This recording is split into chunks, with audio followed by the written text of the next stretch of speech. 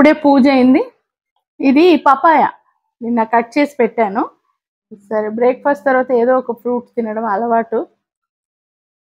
తిన్న తర్వాత వంట స్టార్ట్ చేశాను.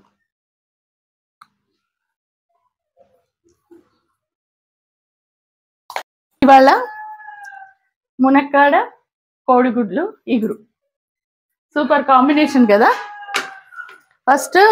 ఫస్ట్ ఏంటంటే ఎగ్స్ ఇలా తెల్లగా వేయకుండా కొద్దిగా ఆయిల్లో వేపేస్తే కర్రీ చాలా బాగుంటుంది. నేను యూజువలీ గుడ్లు కర్రీ చేసినప్పుడు ఆయిల్లో వేయించే వేస్తాను.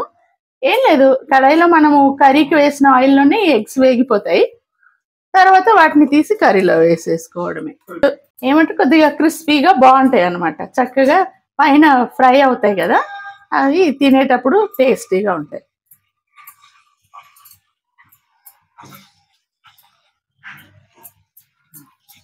కొద్ది ఒక 2 minutes వేగిపోతాయి. రైస్ కడిగి పెట్టేసుకుంటా. నేను తక్కువ రైస్ కదా, మా ఇద్దరికి కదా. నా దగ్గరేమో రైస్ కుక్కర్ చాలా పెద్దది ఉంది, అది వేస్ట్ కదా, అందుకని గిన్నెలోనే వండేస్తున్నా ఈ మధ్య. ఎంతండి అంటే కర్రీస్ అన్ని చేసి పెట్టేసి భోజనానికి ముందు రైస్ వండుతాను అనమాట. ఒక అరగంట ముందు రైస్ నానబెడితే సరిపోతుంది.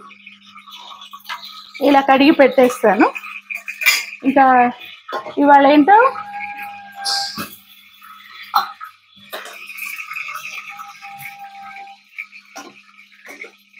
కార్న్ ఉడకబెట్టా, స్వీట్ కార్న్ ఉడకబెట్టిన. మా ఇంట్లో అందరికీ చాలా ఇష్టం అండి. ఈ కార్న్ ఉడికిన తర్వాత ఏంటంటే వీటిపైన కొద్దిగా సాల్ట్ వేయాలి. సాల్ట్ వేస్తే కొద్దిగా ఉప్పుగా బాగుంటాయి.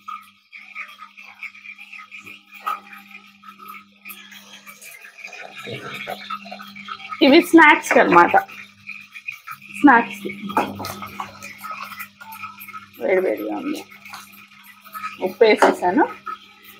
ఉప్పు వేసిన తర్వాత కొద్దిగా మూసి పెడితే బాగుంటుంది.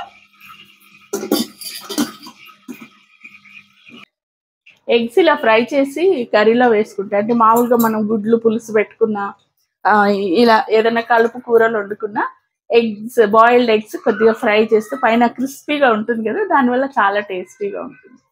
సో మనం రుచిగా తినడానికి కొత్త కొత్త వెరైటీలు ట్రై చేయాలి. ఇదేం కొత్త వెరైటీ కాదులేండి, చాలా మంది ఇలానే వేస్తారు.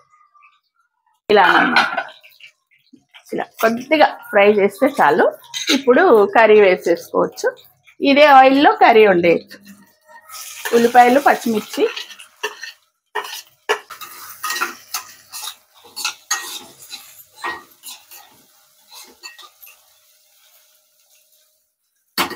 కొద్ది మగ్గిన తర్వాత అందులోకి అన్నీ వేస్తాం.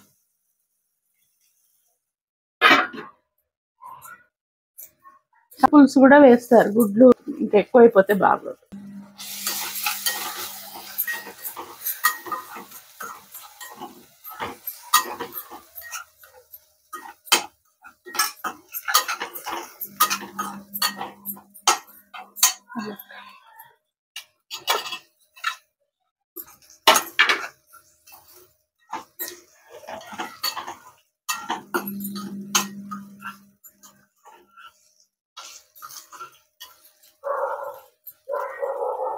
వేస్తున్నాం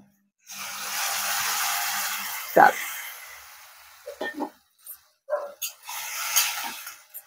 ములక్కాడలు ఉడికేదాకా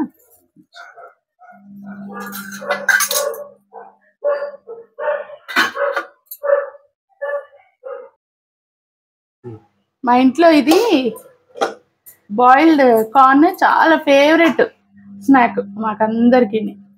మా వారికి తినమని ఒకటి ప్లేట్లో వేసిస్తున్నా. చాలా వేడిగా ఉన్నాయి, ఇప్పుడే బాయిల్ చేశాను కదా. బాయిల్డ్ కార్న్ మా వారికి తినమని ఒకటి ఇస్తున్నాను. ఇది మిడ్ టైం స్నాక్ అనమాట. చాలా బాగుంటుంది కదా. దీనిపైన ఇంకా కొద్దిగా బటర్, సాల్ట్, కారం వేసుకున్నా బాగుంటుంది. ఒక్కోసారి ప్లెయిన్గానే తినేస్తాం మేము. మునక్కాడ మగ్గిపోయింది. ఇప్పుడు కొద్దిగా కర్రీకి సరిపడా కారం వేసి టమాటోలు వేసేస్తాం. ఈసారి టమాటోలు చాలా పులుపు ఉన్నాయి, అందుకని 2 స్పూన్స్ వేసాను నేను కారం.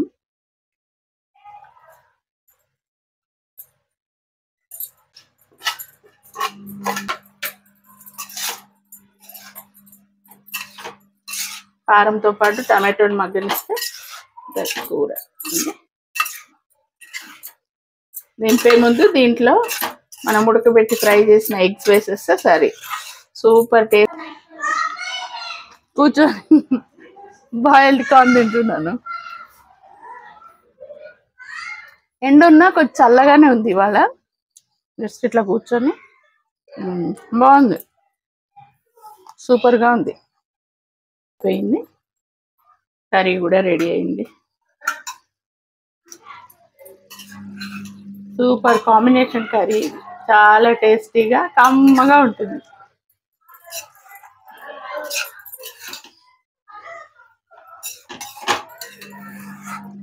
ములక్కాడ టమాటో కోడిగుడ్డు కర్రీ రెడీ అయిపోయింది. స్టవ్ ఆఫ్ చేయడం. ఇవాళ సింపుల్గా ఒక కర్రీతో, రసం ఉంది, పెరుగుంది, ఈ కర్రీతో మా లంచ్ మెనూ సెట్.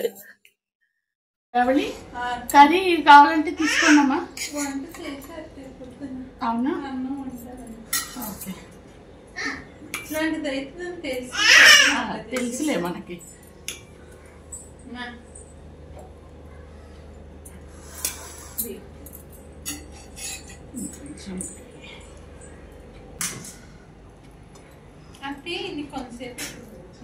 పెట్టమ్మా, గ్రిల్ వేసేసానండి అని వెళ్తాను.